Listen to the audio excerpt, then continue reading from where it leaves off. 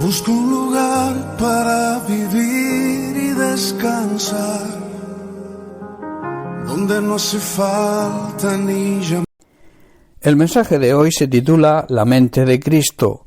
Los realmente convertidos, aquellos que han nacido de nuevo, reciben el Espíritu que viene de Dios y saben distinguir lo que Dios nos concede por medio de Jesucristo.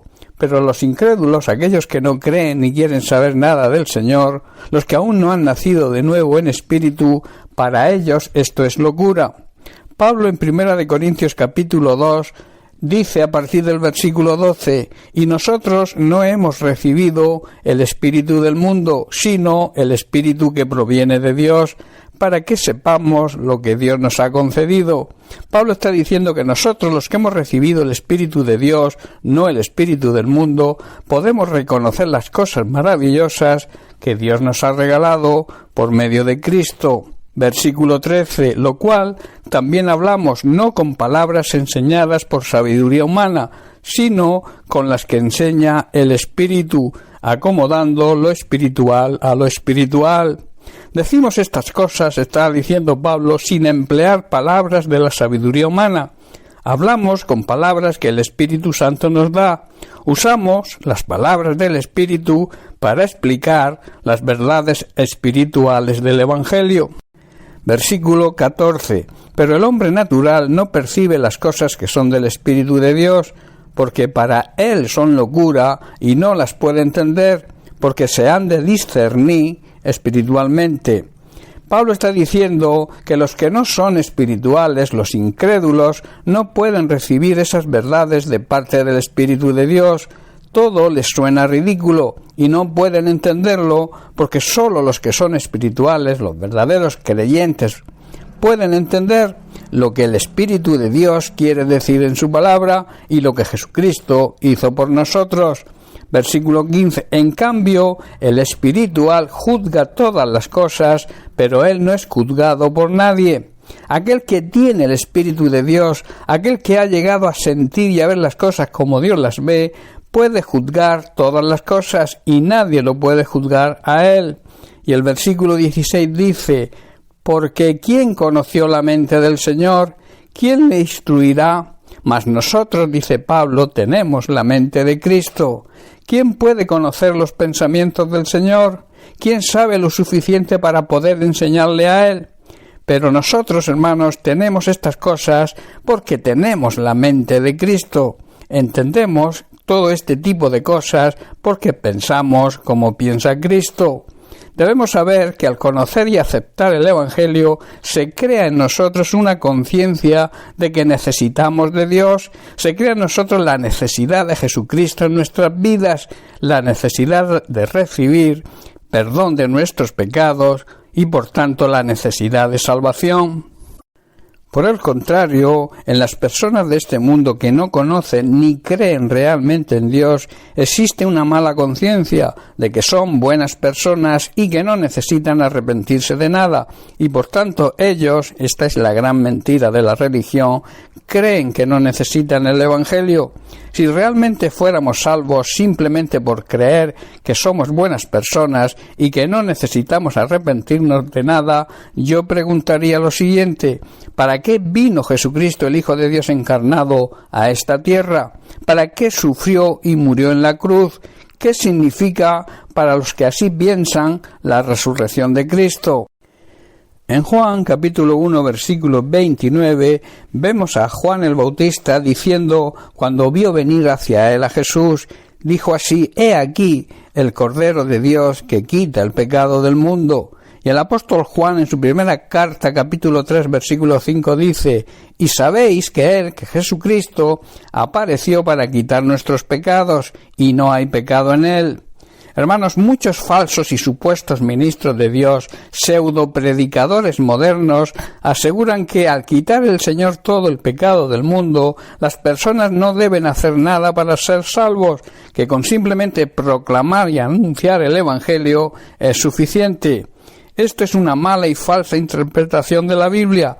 La verdad es que Jesucristo cargó con todos nuestros pecados y así nos regaló la salvación, pero esa salvación solo se hace efectiva cuando reconocemos que somos pecadores, nos arrepentimos y creemos por fe en Cristo.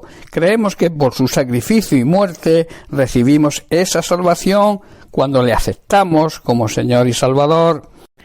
En Lucas capítulo 3, versículo 3 podemos leer, y dice, y él, Juan el Bautista, fue por toda la región contigua, o sea, cercana al Jordán, predicando el bautismo del arrepentimiento para perdón de pecados.